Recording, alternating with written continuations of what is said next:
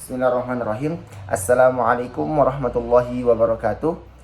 Alhamdulillahilladzi bi ni'matihi tatimmus shalihat. Asyhadu an la ilaha illallah wa asyhadu anna Muhammadan abduhu wa rasuluh. Amma ba'd. Perkenalkan, kami dari kelompok 11. Saya atas nama Muhammad Wais Al-Qurani bersama dengan rekan saya atas nama Yudarsyah akan membahas tentang mata kuliah bimbingan dan penyuluhan oleh dosen pengampu Ibunda Dr. Musdalifah Nihaya SPSI MPD, yang dimana kami akan membahas tentang teknik dasar dalam bimbingan, konseling, dan penyuluhan yang meliputi empati, refleksi, dan wawancara. Baik teman-teman sekalian, saya selaku moderator dan presentator pertama akan memaparkan materi yang pertama tentang teknik dasar dalam bimbingan. Yang pertama, kita harus mengetahui terlebih dahulu apa itu bimbingan. Bimbingan merupakan proses pemberian bantuan yang bersifat preventif, informatif, dan pengembangan diri. Dilakukan secara profesional oleh pembimbing kepada seseorang atau kepada sekelompok orang-orang agar mereka mampu memahami diri, mengatasi masalah, dan mengembangkan potensi yang dimilikinya. Bimbingan adalah proses pemberian bantuan secara profesional yang dilakukan oleh konselor kepada konseli, baik individu maupun sekelompok dalam rangka untuk mengembangkan dirinya. Bimbingan lebih menekankan pada pendekatan edukatif, artinya pembimbing membantu individu untuk memahami arah hidupnya, membuat keputusan yang tepat, dan menumbuhkan kemandirian dalam menghadapi berbagai persoalan. Dan itu yang pertama. Dan yang kedua, tentang empati. Empati dalam pendidikan itu adalah kemampuan untuk memahami dan merasakan apa yang dirasakan oleh orang lain. Dalam bimbingan dan konseling, ini memungkinkan pembimbing melihat dunia dari perspektif peserta didik, membantu mereka agar mereka selalu merasa diterima dan tidak sendirian. Dan yang ketiga, refleksi dalam bimbingan. Refleksi dalam bimbingan adalah cara pembimbing membantu peserta didik memahami kembali pikiran dan perasaannya sendiri. Melalui refleksi, pembimbing mengembalikan isi pembicaraan peserta didik dalam bentuk yang lebih terarah dan jelas. Refleksi ini membantu klien memahami pikiran dan perasaannya dengan lebih jelas. Ini dilakukan dengan mengulangi, merangkum, dan menggambarkan kembali emosi yang tampak. Dan yang keempat, itu mencakup tentang wawancara dalam bimbingan. Bimbingan dan konseling dilakukan melalui wawancara antara seorang ahli dengan individu yang menghadapi masalah. Tujuannya untuk membantu individu memahami dan menyelesaikan masalahnya secara efektif. Dalam konteks bimbingan, wawancara itu digunakan untuk yang pertama untuk menggali informasi mengenai kebutuhan, minat bakat, ataupun potensi pada peserta didik. Yang kedua, mengetahui permasalahan yang sedang dialami. Dan yang ketiga, menentukan bentuk bantuan atau layanan bimbingan yang sesuai. Mungkin itu yang bisa saya sampaikan. Adapun bagian yang kedua dan yang ketiga saya kembalikan kepada rekan saya. Terima kasih. Baik, bismillahirrahmanirrahim. Assalamualaikum warahmatullahi wabarakatuh. Perkenalkan, nama saya Yudarsyah. Di sini saya akan memberikan pemaparan materi oleh teman kelompok saya, yaitu Saudara Wais Al-Qurani. Selanjutnya itu B, teknik dasar dalam konseling. Ya. Sebelum kita melanjutkan dalam pembahasan yang pertama ingin saya paparkan itu terkait dengan yang pertama pengertian konseling.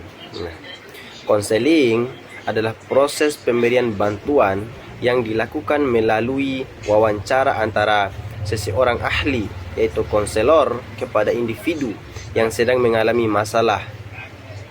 Proses ini bertujuan agar konseli memahami dan mengatasi masalahnya secara efektif. Konseling bersifat lebih terapeutik dibanding bimbingan karena menyentuh aspek emosional dan psikologis individu secara mendalam. Oleh karena itu, keterampilan seperti empati, refleksi, dan wawancara menjadi inti keberhasilan proses konseling. Nah, kemudian yang kedua yang selanjutnya itu teknik empati dalam konseling. Empati adalah kemampuan seorang konselor untuk memahami dan merasakan apa yang dialami oleh konseli dari sudut pandangnya. Sikap empati menciptakan rasa aman dan nyaman bagi konseli untuk terbuka tanpa takut dihakimi. Nah, empati membantu konselor melihat dunia dari perspektif klien, memahami perasaan mereka dengan tulus, serta menunjukkan penerimaan tanpa penilaian. Kemudian poin yang ketiga itu refleksi dalam konseling. Refleksi adalah teknik di mana konselor mencerminkan kembali pikiran, perasaan, atau isi pembicaraan konseling sehingga konseling dapat memahami dirinya secara lebih jelas. Kemudian yang keempat, wawancara dalam konseling. Wawancara merupakan alat utama dalam proses konseling. Melalui wawancara, konselor menggali informasi penting tentang permasalahan konseling, latar belakangnya, serta sumber stres yang dialami. Kemudian poin pembahasan yang selanjutnya itu teknik dasar dalam penyuluhan. Nah, sebelum saya membahas lebih lanjut tekniknya, di sini saya akan memaparkan terkait pengertian penyuluhan. Nah, penyuluhan merupakan kegiatan memberikan informasi, pengaruh, serta motivasi kepada individu atau kelompok agar mereka mampu memahami dan mengubah perilaku ke arah yang lebih positif. Nah, kemudian selanjutnya kedua, empati dalam penyuluhan. Empati dalam penyuluhan adalah kemampuan penyuluh untuk menempatkan diri pada posisi sasaran penyuluhan, memahami perasaan, kebutuhan, serta kesulitan yang mereka alami. Kemudian yang ketiga yaitu refleksi dalam penyuluhan. Teknik refleksi dilakukan dengan cara mengulang, menegaskan, atau menyimpulkan kembali inti pembicaraan peserta sehingga mereka mampu memahami isi penyuluhan dan mengaitkannya dengan kehidupan nyata. Kemudian selanjutnya yaitu yang keempat, wawancara dalam penyuluhan. Nah, wawancara dalam penyuluhan berfungsi untuk menggali data, mengetahui permasalahan, serta mengevaluasi sejauh mana materi penyuluhan dipahami oleh peserta.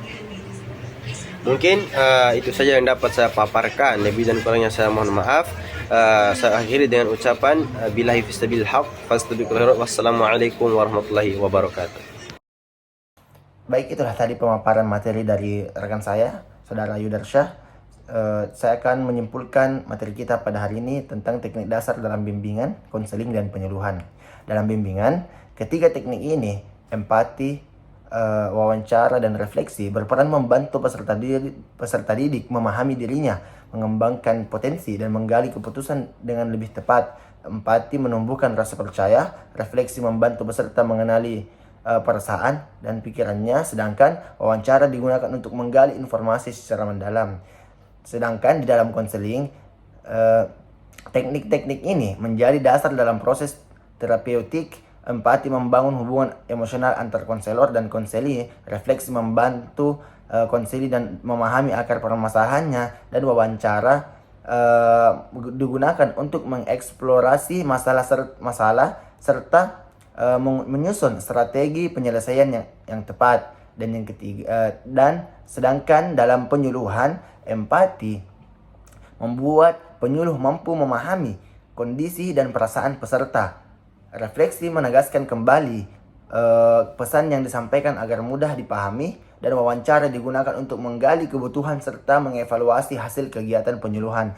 Mungkin itu yang bisa kami sampaikan, kurang dan lebihnya mohon dimaafkan. Syukron. Assalamualaikum warahmatullahi wabarakatuh.